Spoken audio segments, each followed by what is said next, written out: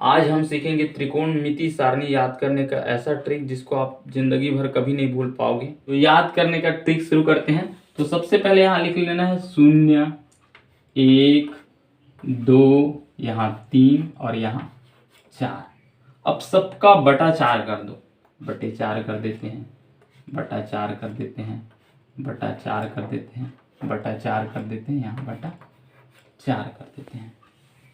ठीक है। अब उसके बाद सब में वर्गमूल ले लो, ये वर्गमूल, ये वर्गमूल, ये वर्गमूल, यहाँ भी वर्गमूल ले लो और यहाँ भी वर्गमूल ले लो।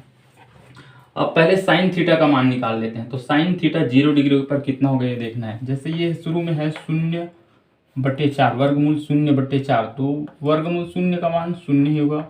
4 का वर्गमूल हो जाएगा 2, तो इसका मान 0 हो गया, तो यहाँ पर 0 लिख लो। उसी प्रकार है वर्गमूल 1/4, तो वर्गमूल 1 का वर्ग मान होगा 1, वर्गमूल 4 का मान होगा 2, तो ये हो जाएगा 1/2। अब साइन का मान 45 डिग्री में देखते हैं। तो यहाँ है वर्गमूल 2/4 है, तो ये हो जाएगा वर्गमूल 2 का मान, तो वर्गमूल 2 ही रहेगा, वर्गमूल 4 का मान 2 हो जाएगा। अब हम 2 को लिख सकते हैं वर्गमूल 2 गुणित वर्गमूल 2, यहाँ से 1 वर्गमूल 2 कैंसिल हो जाएगा, तो ये होगा 1/वर्गमूल 2। तो यहाँ लिख लो 1/वर्गमूल 2। ये साइन का मान 45 अंश में हो गया। अब उसी प्रकार 60 डिग्री में साइन का मान देखते हैं। तो वर्गमूल 3 का वर्गमूल 3 ही होगा और 4 का वर्गमूल हो जाएगा 2, तो ये साइन का मान 60 डिग्री पे हो गया, वर्गमूल 3/2। इसी प्रकार 90 डिग्री पे देखते हैं। तो वर्गमूल 4/4, तो इसका मान सीधा 1 हो जाएगा। तो अब देखते हैं साइन थीटा का मान 0 अंश पे हो गया, 0 30 अंश पे हो गया, 1/2 45 अंश पे हो गया, 1/वर्गमूल 2 60 अंश पे हो गया, वर्गमूल 3/2 और 90 अंश पर हो गया 1। साइन थीटा का मान याद हो गया, बाकी का मान बड़ी आसानी से निकाल सकते हैं। इस प्रकार हमें अब कास थीटा का मान निकालना है, तो ये बहुत ही आसान है। जो साइन थीटा का मान है उसको क्रम बस को चेंज कर देना है। यहाँ पर 0 अंश पे हो जाएगा 90 डिग्री वाला मान, साइन 90 वाला मान, यहाँ लिख देना है 1, बस क्रम को चेंज कर देना है। उसके बाद इसको लिखेंगे वर्गमूल 3/2, उसके बाद ये वाला लिख लेते हैं 1/वर्गमूल 2, फिर 1/2 और यहाँ 0। हमने सिर्फ क्रम ही चेंज किया है।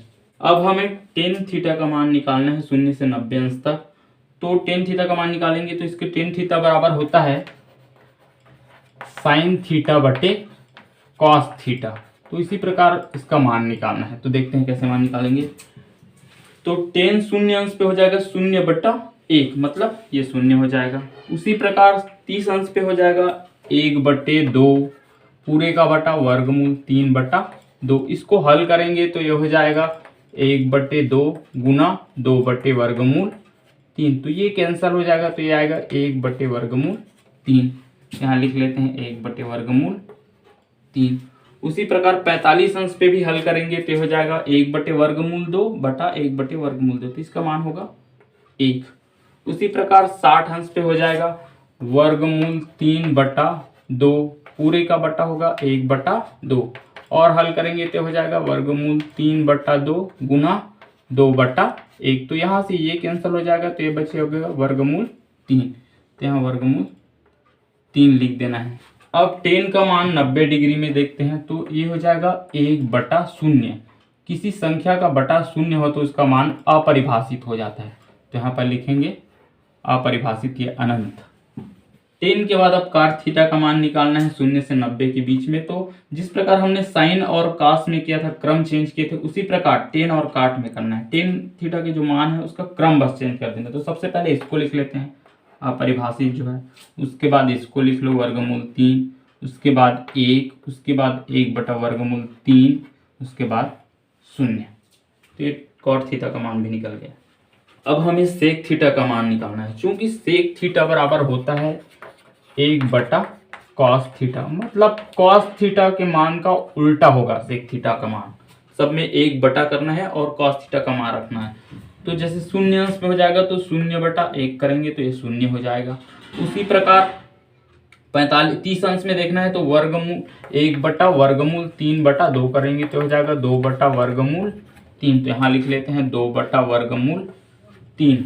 अब सेक का मान 45 अंश में देखना है तो पहले कॉस का मान देख लेते हैं। 1/वर्गमूल 2 है तो इसका उल्टा कर दो, 1/1/वर्गमूल 2 तो ये हो जाएगा वर्गमूल 2। उसके बाद सेक का मान देखते हैं 60 अंश में, तो 60 अंश में कॉस का मान कितना था 1/2, तो 1/2 तो ये हो जाएगा 2। उसी प्रकार सेक का मान 90 अंश में देखना है तो कॉस का मान पहले 90 अंश में कितना था 0, तो 1/0 करेंगे मतलब अपरिभाषित हो जाएगा। अब हमें कोसेक थीटा का मान निकालना है तो कोसेक थीटा का मान सेक थीटा के मान को क्रमबश को चेंज कर देना है, उसका मान निकल जाएंगे। तो सबसे पहले अपरिभाषित को लिख देते हैं 0 अंश पर, फिर 30 अंश पे लिख देते हैं 2 को, फिर 45 अंश में वर्गमूल 2 को, फिर 60 अंश में 2/वर्गमूल 3 को और 90 अंश में 0 को। तो ये बहुत ही आसान ट्रिक है। इससे तो ये त्रिकोणमितीय सारणी याद करने का बहुत ही आसान ट्रिक है, याद करने की जरूरत ही नहीं, आपको सिर्फ ट्रिक लगाना है और वो अपने आप याद हो जाएगा।